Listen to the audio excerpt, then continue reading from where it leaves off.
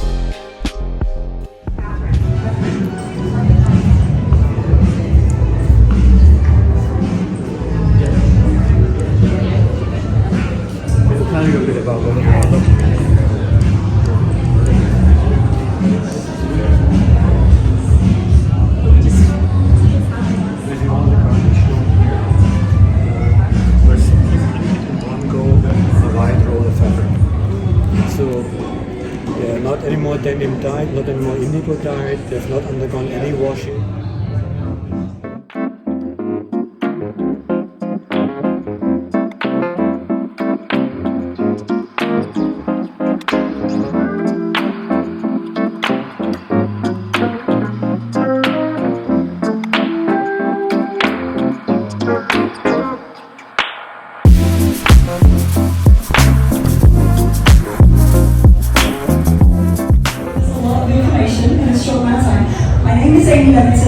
I'm Shannon Ray.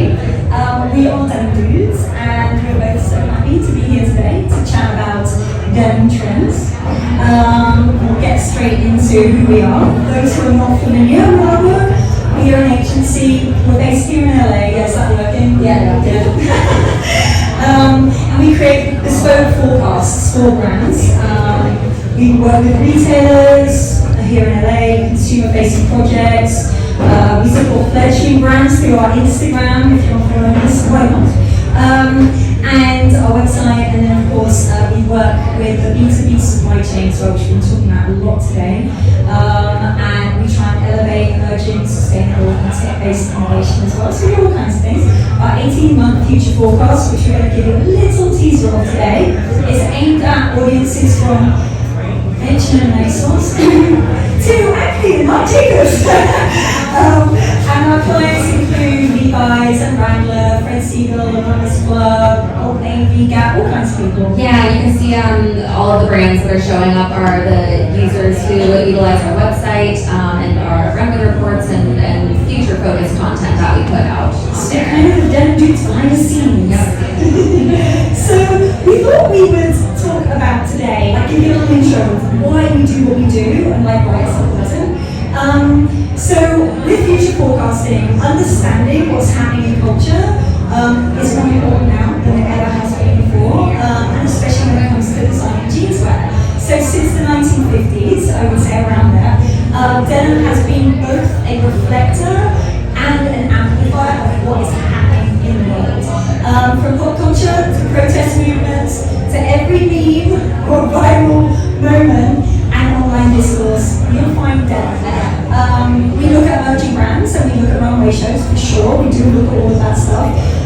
But also just getting in the comment sections of Instagram, of TikTok, to look for patterns and signs of human behavior to help identify where the consumers are going, what they're doing, and what they're valuing. And that is changing so fast at the moment.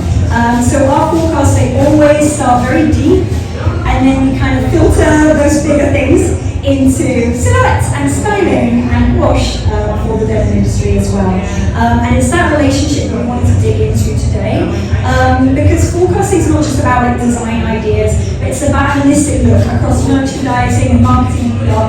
And I felt like the panels we have today really exemplified that. So it's the role that your jean or your brand plays in the world that is just as important.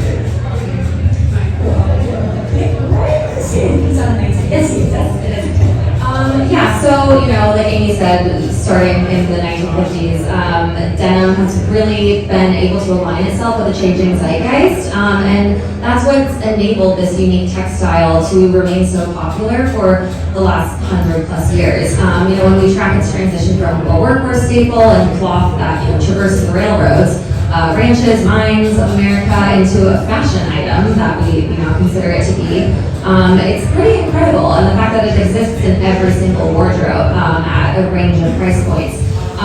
So we can see those early roots in today's design, especially with what's going on in the market right now.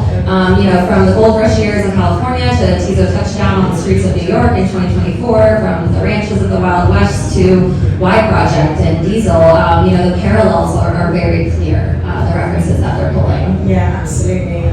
And then obviously throughout history, I got pressed again, sorry. Gotta get these things animated, there we are. Throughout history, obviously denim has renewed its significance with every generation, every social circle, every subculture. Its ability to align itself with that changing zeitgeist is honestly what's enabled the fabric, like the humble jean, the garment, to rule. Really, it's versatility. So the 60s and 70s was a huge transition, not only in production and manufacturing, but also in the emergence of self-expression and customization. So it's an era that is being very much mirrored today. We talk a lot about bedroom makers in 2020, making with their own hands, and this huge explosion of creativity that we're experiencing right now. Well, 60s kids were very much doing this very same thing. So it's made it, the most democratic and personal wardrobe item. If you think about, we wouldn't do that to a sweater, we wouldn't do that to some random skirt. It was denim. You couldn't, because it wouldn't stand the test of time with those customizations, with the wear and tear. And it would fade and all the gorgeous stuff that it does. So, really with jeans from the 60s onwards, they can tell anyone what the wearer and their life, maybe even their political standing or their beliefs, it can tell you a lot about a person. And not just like the heavy, like customized 60s, 70s stuff. Even just a millennial mum who's wearing her H&M skinnies. And maybe has busted out knees from picking up her kids. Yeah. You know, it tells your story. Absolutely. The story. For sure.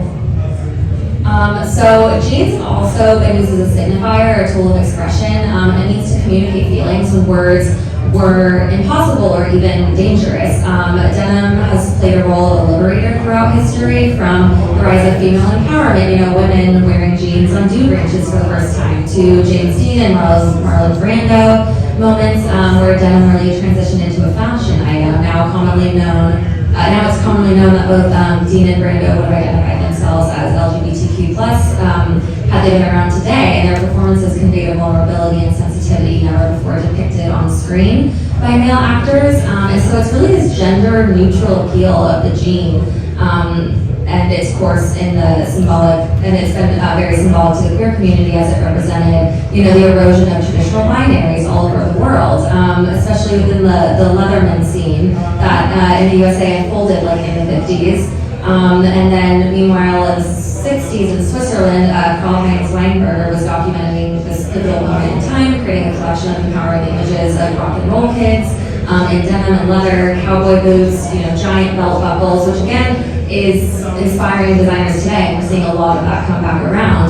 You know, the recent Acne images, I think, are really, really great examples of him kind of tapping into that aesthetic. And it's also worth noting that the more recent iteration, the more like femme-leaning styling cues have been more widely adopted by men, as seen in some of these images. And we're gonna, we might not be getting into that exact topic today, but it is one of our forecast stories gets very heavily into that. Yeah, we're only going to talk through one today because we haven't really got a lot of time. I think after the I think to make it. But yeah, so we're going to talk about a story today that's going to link into these slides quite nicely. It's often known as resistance, adversity, struggle that actually move the needle of design the most. So like big topics such as class, race, gender, equality, you know, there have been juicy topics in was there all the way through. The civil rights movement, for instance, you know, that began to unfold in the mid-50s and obviously the 60s. And jeans were not only like the preferred dress of activists, but also were used as a symbol of protest for the movement. And you know, you fast forward to the fall of the Berlin Wall, for instance, you see just a row of jeans, you know. At that time, the wall was erected in 1961, and then it came down in the 80s. So jeans were banned behind the Iron Curtain at that time. So the moment the fall of the Berlin Wall happened, you know, everyone was wearing denim. It wasn't just because it's casual wear, it was symbolic. So fast forward to today's designers, denim tears, ASAP Rocky's collection, org, is very, very key for this. And even just Levi's, their own campaigns. You know, denim and politics is intrinsically linked whether we like it or not. Especially the tariffs. Woo! We can do a whole other panel about that. And then of course there's denim and pop culture, and denim aficionados may not love this comparison, but Bing Crosby in a denim tuxedo can be compared to, you know, Britney and Justin or Paris and Nicole in 2001. Basically, had Bing Crosby lived today, the memes the next morning would have been rife. And we love seeing the parallels and nods to signify moments in denim history. You know, the Teddy Boys or the iconic Karl-Heinz Weinberger picks. Would we have seen D Squared's SS25 runway or their most recent one? Would it have been as cool or impactful? So, you know, smart brands today understand that, and they're creating those moments and aligning to certain moments in history, which is really crucial.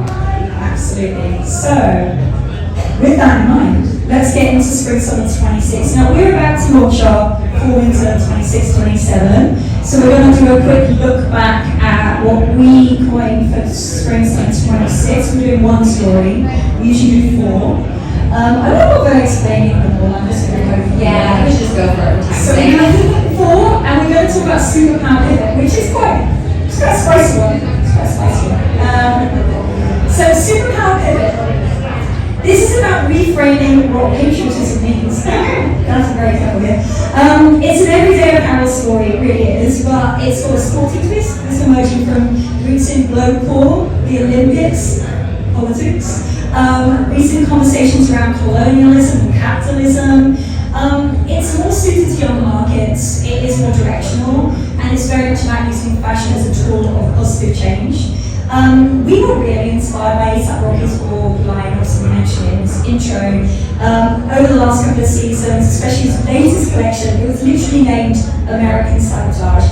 A lot of edgier brands are going to be inspired by org right now, so it's really important to keep your eyes on who other people are looking at.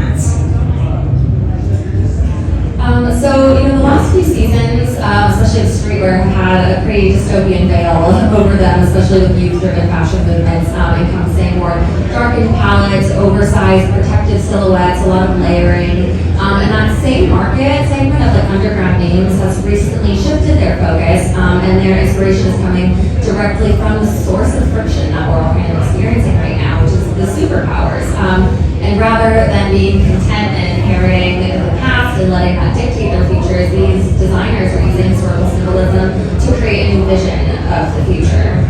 So, color is very basic and primary focused. Strong red, white, and blue palette, some retro sportswear staple shades, and obviously some neutrals, because again, it's rooted in core, this story. So we have three market drivers that kind of set this up culturally, and then we'll get into some fashion. So the first market driver, reclaiming patriotism. We've seen the crazy, what's crazy, we put this forecast together last August as well. So, we've seen the polarized politics in France, the UK, and now we saw the outcome of, our last election. Germany and Italy is in there as well. It's really continuing. And we're seeing these sort of really polarizing far-right movements rising up, and then this is sort of the creative left-leaning's response to that. And the younger generations are questioning black patriotism at the same time, adopting tropes from the far right, which I think is a very different thing than we've seen in the past, rather than just rebelling and saying, I don't care, I'm not going to be a part of this system, or actively taking on these tropes and trying to reshape the system for themselves. Artists... It's often the most rebellious thing you can do is take that symbolism and say, I'm going to make it my own. And I think, the Kendrick show at the Super Bowl is a really great example of that. So little trend confirmation. We were so excited. I'm sure you guys all saw on the halftime show with Kendrick Lamar. We were texting each other, we were Instagramming, we were in all the comments, because his essential whole show was this story. We were like, yes! It was great. Great moment. So, the recent Olympics plays an important role in this story. Stella Jean, which is the image on the far left here, was the creator of Haiti's Olympics uniforms, and basically the designer told Essence, they were interviewed about this moment, and they said it felt like a political call to arms, but without the hostility. For the designer, fashion functions as a tool of counter-colonization. The silhouette of the blazer intentionally references Christian Dior's famous bar jacket, which was Stella's way of subverting dress codes French colonizers once imposed on enslaved Haitians. So fucking cool. Social media's reaction was overwhelmingly positive, and it just shows you, it's resonating with people on a very deep level. Willie Chavarria,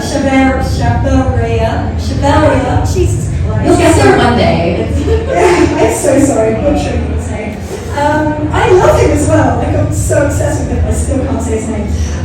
Recent interview with Business of Fashion, well worth looking into. He says everything that we do is aimed to raise people up and make people feel good and to celebrate human dignity. That will be the foundation of the brand. And his continued work since we put his presentation together is really doing that, hitting that home. We have one video here, I think, so I'm going to just throw in... We're going to talk about how this social sports trend is just beginning. So we are overwhelmed, pun intended, by local and branded runners. And the idea that you can find loving, which is not a thing we just have to think piece culture out of. At the same time, brands are releasing endless football jerseys, and looks maxing and Ozempic culture are converging toward now the sports and fitness adjacent community online and in real life is the zeitgeist.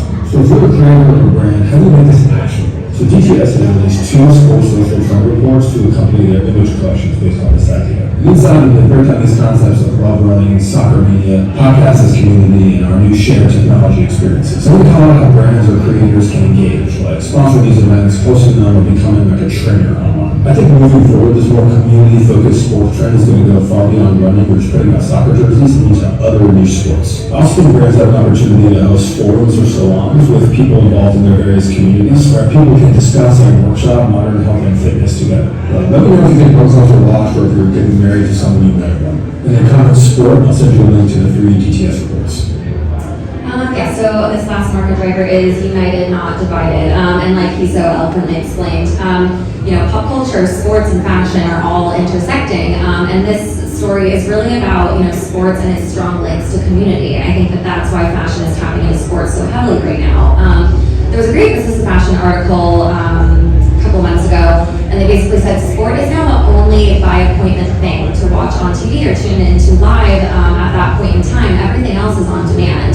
So Super Bowl as well. The Super Bowl as well. And so, with the Olympics, we saw how heavily branded that is. I was watching a Formula One race or something with my dad the other day, and Louis Vuitton is right there.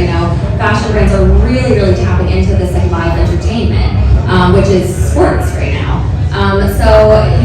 Around the case of community, the Olympics was really a moment that brought everyone together, not just in celebration of our own talents or pride coming out of our own country, but these very human moments that we could all connect to. The Turkish shooter with the glasses, or like the Korean shooter she was just such a badass.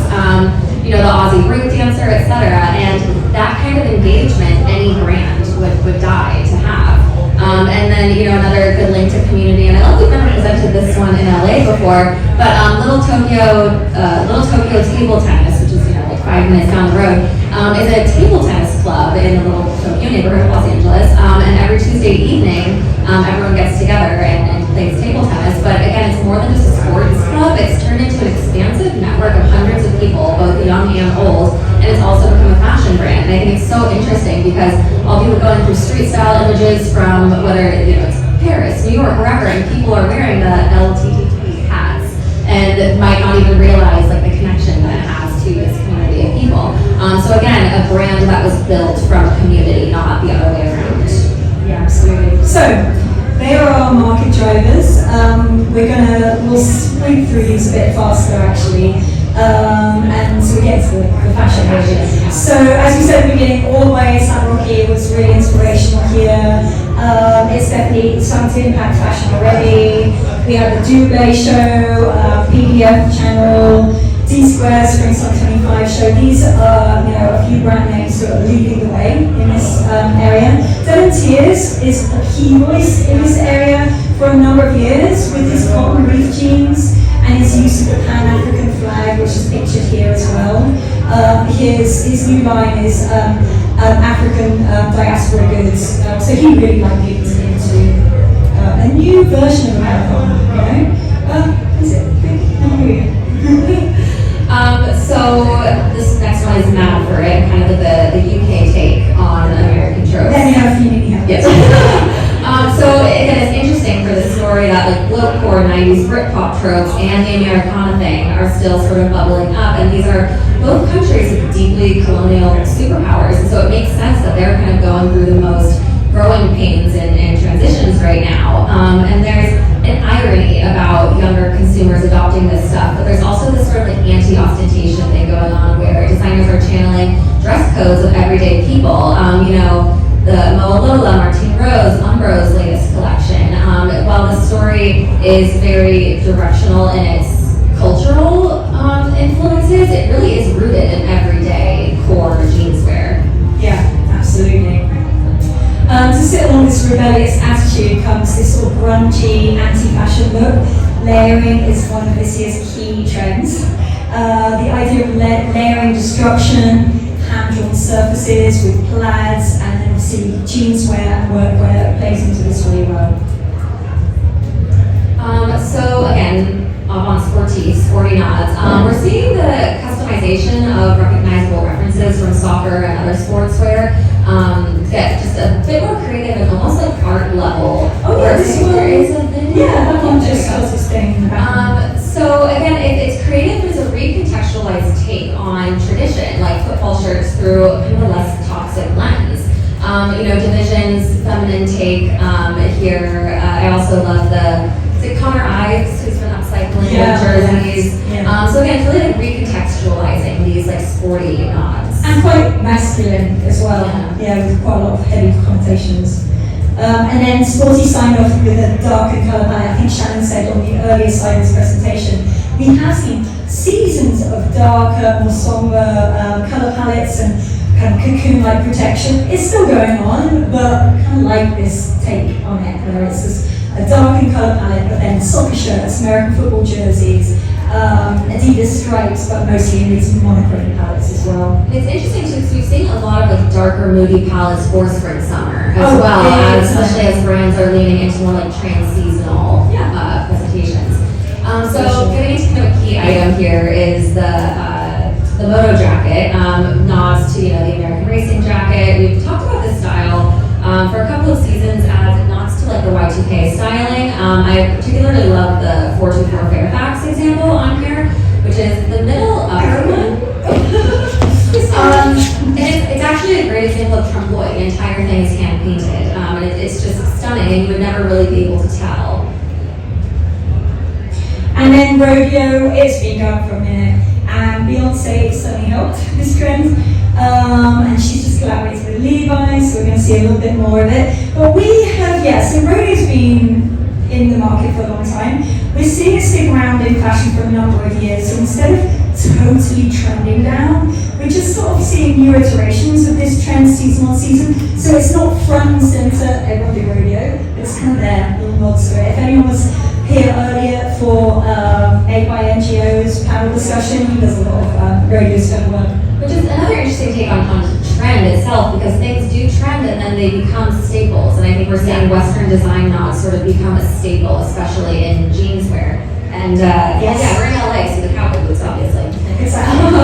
So workwear, speaking of basics and trends that have been around for a while and are really continuing, workwear, continues to dominate in different iterations on the runways, from designer and luxury brands to true vintage and street style. We're seeing a lot of reinforced panels, bellow pockets, and then kind of preppy fitted nods. I think that's division in the middle there. So again, it's something that can kind of suit every market. Where Mo Lola's take is much more directional. But again, a trend, I think, as we kind of come off the micro trend mania that we've been experiencing the last couple of years, we're really starting to look at things that are sticking around, and workwear is one of them. Definitely one of them. Yes, it's about small iterations. And then, let's talk about jersey, because this trend has been going for a few seasons too. Track sets, sports sets, laundered jersey like denim, very, very big. We were excited to see that because we like comfort, we also like jeans, so it's perfect for us. But a lot of garment dyes, we've seen a lot of that in LA, a lot of it comes out of LA. Sloppy silhouettes, we love the latest diesel show with the engineered destruction, and then the amazing laundries, Kamaya, and then another brand to watch is RRR 1233, very catchy. Triple R 1233. Probably that's how it is. RRR. Not very catchy. So plaid, again, this story is really rooted in American basics, and these monochrome and darkened madras and checks are trending really hard. And again, another interesting one where plaid is becoming very trans-seasonal, and you're seeing so much more of it for spring and summer, not just for fall and winter. And so, again, layering plays a role here, and it's very recontextualized looks. With an evening jacket from the Coach show, and then the American football jersey at Ambush. And so again, it's really kind of an anything goes, but taking these very like core staples and then elevating it. Yeah, like twisting on his head. Talking of which, camo, that's been around for a while. We've had seasons and seasons of realtree, and we're sick and tired of it. Tell your friends, please stop it. But we are seeing this traditional US woodland come in, and again, I think it is that adoption of something that's quite middle America, maybe Republican looking, and then taking ownership of that. So it's got this political undertone, it's all edgy. We're seeing it everywhere online. And then bold messaging, there's lots of opportunity for symbolism, slogans, reframed logo play and collaborations.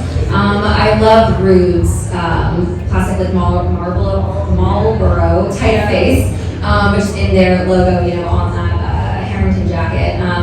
You know, we're seeing a lot of like simple sort of like sans serif fonts, but they're very bold and to the point. Kind of like, you know, worn and rubbed off plastisol prints, giving a vintage look and appeal, but with like modern day wording and slogans to keep it edgy. I do love Shibuya Studio as well, if you guys don't follow them on Instagram.